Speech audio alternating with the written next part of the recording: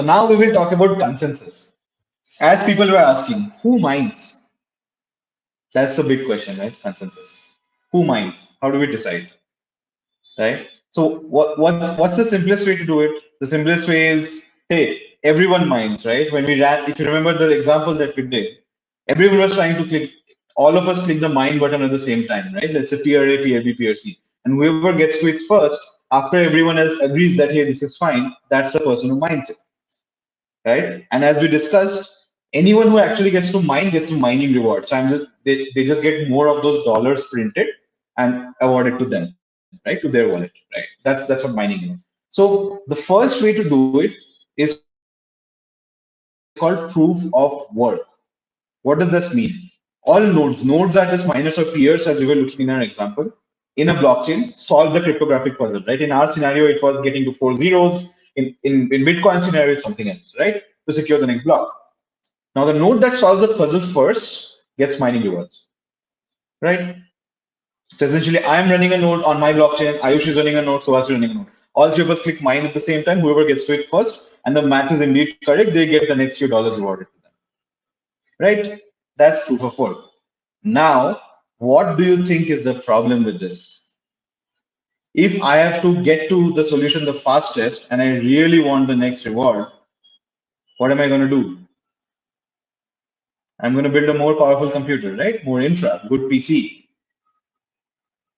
right? And this has led to people acquiring acres and acres of land and building giant computers called mining rigs, right? Where people just spend a lot of compute power ensuring that, they get to mine the next block. There's very high chance, and that's how they want to make a lot of money, right? The other thing in proof of work that happens is because I have a lot of computers, Ayush has a lot of computers, Suhas has a lot of computers, but we are not making enough money. So we decide, hey, let's connect the three of us so that we have even large compute power, and whatever Bitcoin we end up mining, we're going to split between the three of us. And that is what is called a mining pool. Now, what is the problem with the mining pool? Centralization, right?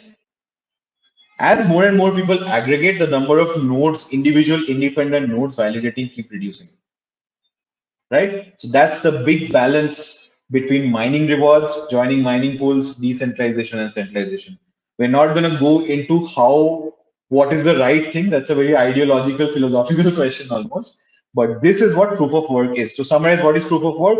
Everyone tries to mine. Whoever gets there faster gets the reward. So now let's look at a more efficient solution, right? Called proof of stake. What is proof of stake, right? It's slightly more democratized. It's where people say, essentially what we're trying to say is, uh, sorry, just a second. Yeah, what we're trying to say is we're going to make it probabilistic on who gets to mine the next block, just so you don't have to build this giant computer just to be able to ensure you get to mine something at any time, right? So what you instead do is we pick one at random, right? Don't read the text, guys. Listen to me. What is taking? I will talk, Sakshi. Right? Don't read the text. So now I want to pick one at random, but that's not a lot of fun. If I have 50,000, 100,000, a million people all waiting for a random pick rate, it's not going to be a lot of fun, right? I may be running a validator for days and days and get just a one block to mine just because of sheer probability. It's not a lot of fun. So instead, what I'm going to do is I'm going to say, hey, how desperate are you? How incentivized are you to mine the next block, right? Why don't you put some money on the line? So people can go and stake tokens on their node. So now let's say I'm running a node, Ayush is running a node, Suhas is running a node, right? And I don't have a lot of money, so I'm saying, hey, here's $10 that I'm staking on my node. And then Ayush says, Ayush is little richer, so he says, I have $1,000, I'm going to stake it here. And then Suhas says, I have $1 million. I'm just going to stake $1 million on my node. Now, the probability that Suhas will get to mine the next node is much higher than anyone else, right? So between me and Ayush, I stake $10, Ayush stake $1,000, which means Ayush has 100 times higher probability of getting the opportunity to mine the next node than I do. And because Suhas takes $1 million and Ayush takes $1,000, Suhas has now 1,000 times more chance of mining the next node than Ayush does, right? And about 100K times more than me. So now, why is this still secure, right? Because couldn't just people come and dump a bunch of money here and then sort of mint this, right? So that's where the concept of staking and slashing comes in. When I say I am going to put $100 on my node, that that action of staking some money on my node to get higher probability is called staking. Now the problem is if I have some fun, like Denise was having in the last blockchain, right? Changing $10 to $12 and telling everyone that this is valid. Then when everyone else in the chain realizes that, hey, this guy is doing some fraud, what the chain does is it slashes your stake, which means when Suhas staked $1 million and then he did a little bit of fraud and said, this is not $10, this is $12, and everyone else realized from that million, $100 were taken off. They were just burned. He doesn't have that money.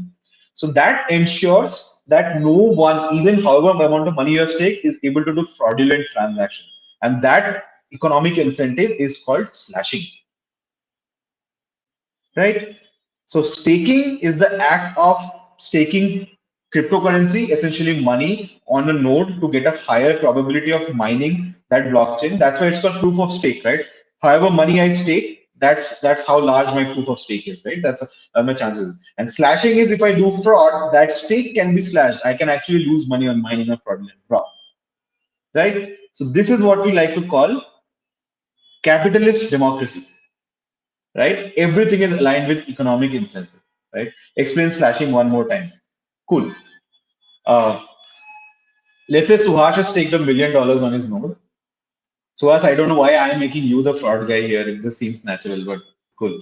Uh, but and now Suhas has had a little bit of fun, right? So he has changed a $100 transaction to a $200 transaction, minded, gotten the nonce, and said, "Hey guys, this is valid." But everyone else is looking at the same data going backward. They say, "Bros, this is not valid," and consensus decides that this is not right. This is so as you did a fraudulent transaction, you were about to mine an invalid block. So we are going to take some of your tokens that you had staked and slash them. Slashing is just destroying those tokens. So now Suhas is warned that he should not be doing this, right? And that's the economic incentive behind proof of stake. Blockchains can either be proof of work, proof of stake. Blockchains like Bitcoin, like Ethereum are proof of work. On the other hand, blockchains like Cardano, like Polkadot, we'll talk about a lot of examples of proof of stake, right? But that's essentially what consensus is.